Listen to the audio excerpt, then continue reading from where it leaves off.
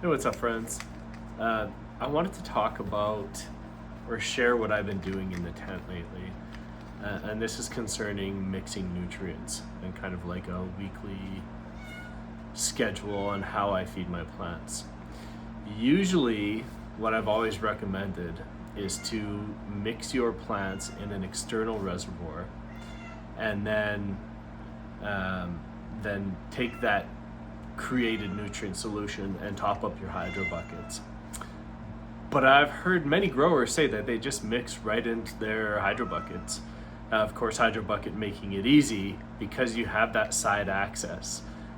You don't have to lift your plant in order to shuffle your plant to have access to that nutrient solution like a 5-gallon bucket, outdated equipment for deep water culture. The hydro bucket makes it happen. So what I've been doing lately is simply, I take the lid off my hydro bucket, I fill all my hydro buckets with tap water with a hose that's connected to my laundry sink down here in the basement, and I bring it up to I think it's like the 11 or 12 liter kind of mark on the hydro bucket, and then I use my cocoa cow. I give it a shake. I draw 15 milliliters, and then I just add that to, each hydro bucket. I got 4 in here. Then I shake up if it's in veg or bloom, whatever. Let's say right now we're in bloom. I shake up my bloom A. I draw 15 mils per hydro bucket. Then I shake up my bloom B. Same thing, 15 mils per hydro bucket. Then I have a smaller syringe that's just like a 3 milliliter. Then I pull 1 milliliter of pH down and put that into the hydro bucket. That's it. I've been doing this for months with these plants. They're super happy. I can't actually see any difference from mixing it in an external reservoir or an external tub and then feeding them versus just doing this in the hydro buckets. So this really simplifies the process, because now we don't need a transfer pump, right? We don't have to mix it in a big 5-gallon bucket and then or like a big garbage can, like a 55-gallon garbage can, and then pump it out or transfer it by pouring it.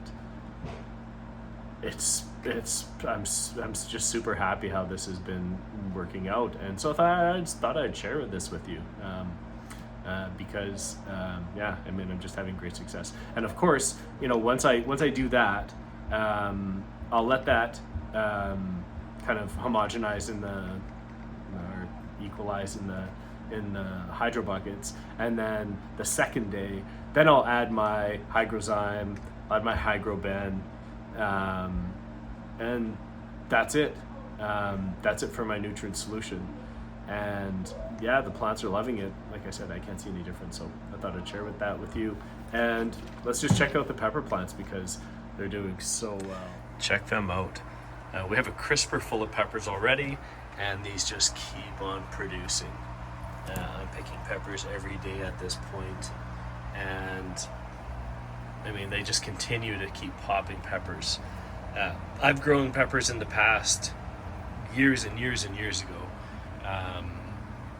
and they were the plants just continued to grow. They didn't have any kind of die off. They just continued to fruit and continue to grow, and I had these nice old, almost wood-like stemmed plants that just continued to grow and push out peppers. I ended up just getting sick of it because I had so many peppers that I ended up taking the plant down. But it was a massive bird's eye chili or Thai chili plant. It was amazing. But then, of course, back then, I was growing in 5-gallon buckets. This was before I had created the hydro bucket. So, it wasn't so easy accessing that nutrient solution. Like, check out these Scotch brains. Just beautiful peppers, man. Just amazing. I love these things. But again, with the 5-gallon bucket, you don't have access like this. So you're not going to have the same results because it's just not made easy for you. With the hydro bucket, just take this off, fill it with water, add your nutrients and your whatever you need. Check your air stone. That's one of the big issues with 5-gallon buckets, is that the air stone just gets absolutely swallowed in roots, and at that point you're really that jeopardizes your growth, because let's say eventually an air stone like this, they will plug off. I mean, that will happen to any air stone. Eventually it will slowly plug, and if it's totally grown into your root mass, good luck getting that out. By getting that out, you're going to have to do a lot of root damage. That right there may be enough to compromise your root mass, just by creating a whole bunch of dead roots floating around in your root mass and nutrient solution.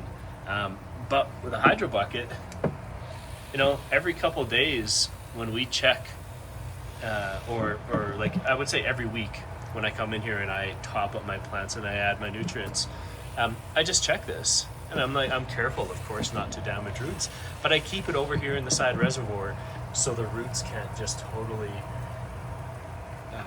take over. So hydrobucket.com, that's where you're going to find all this amazing gear made specifically for deep water culture growing, and we always have good sales on there. So head over and pick up your gear today, and start having success like this at home, because it's never been easier to absolutely crush it in deep water culture hydroponics. Like and subscribe, like this video please, and subscribe. It helps the algorithm, and by doing that, it gives us more exposure, and it helps us stay in business. So cheers.